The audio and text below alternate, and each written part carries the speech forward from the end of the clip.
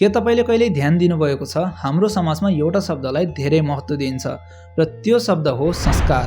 तर म सोच्दै थिएँ समाजको नजरमा संस्कारी हुनु भनेको वास्तवमा के हो, किनभने यो केटाभन्दा केटीहरूबाट धेरै अपेक्षा गरिन्छ।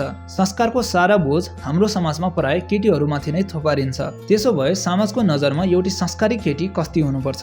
मैले केही कुराहरू नोटिस गरेको छु जो म आज तपाईँहरूलाई सुनाउँछु। पहिलो कुरा, प्रश्न नगर्नु, किनभने समाजको अनुसार असल केटीले आफ्नो विवेकको प्रयोग गर्नु हुँदैन। उनीहरूले चुपचाप ठुलाबडाले भनेको मान्नुपर्छ र कहिल्यै प्रश्न उठाउनु हुँदैन। दोस्रो कुरा, आवाज नउठाउनु। समाजका अनुसार ठुलो आवाजमा बोल्नु संस्कारी केटीलाई शोभा दिँदैन। संस्कारी केटाहरू जति ठुलो स्वरमा बोले पनि कसैले प्रश्न गर्दैन, तर केटीहरूबाट यो अपेक्षा गरिन्छ कि उनीहरू सधैँ सानो स्वरमा बोलुन् र कहिले पनि प्रश्न नउठाउन्। तेस्रो कुरा, विशेष गरी यो विवाहित महिलाहरूबाट अपेक्षा गरिन्छ घर परिवारलाई एकतामा राख्नु। त्यो गर्दा उनको मानसिक स्वास्थ्य बिग्रिए पनि कसैलाई फरक पर्दैन। पुस्तौँदेखि चलिआएको पारिवारिक झगडा समाधान गर्ने सम्पूर्ण जिम्मेवारी संस्कारी बहु वा संस्कारी केटीकै काँधमा थुपारिन्छ। चौथो कुरा, र यो मेरो मनपर्ने विषय हो, कपडा राम्रोसँग लगाउनु।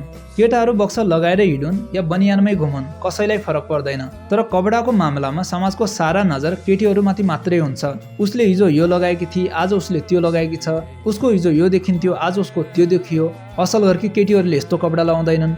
यानि कि समाजका अनुसार केटीहरूको आफ्नै रोजाइको कुनै महत्त्व हुँदैन।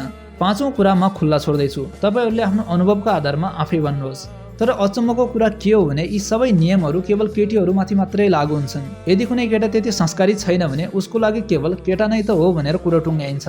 यही संस्कारको नाममा हाम्रो समाजमा कैयौं केटीहरूको जीवन बर्बाद भएको छ। अब तपाईँहरू नै भन्नुहोस्, के तपाईँ संस्कारी हुनुहुन्छ?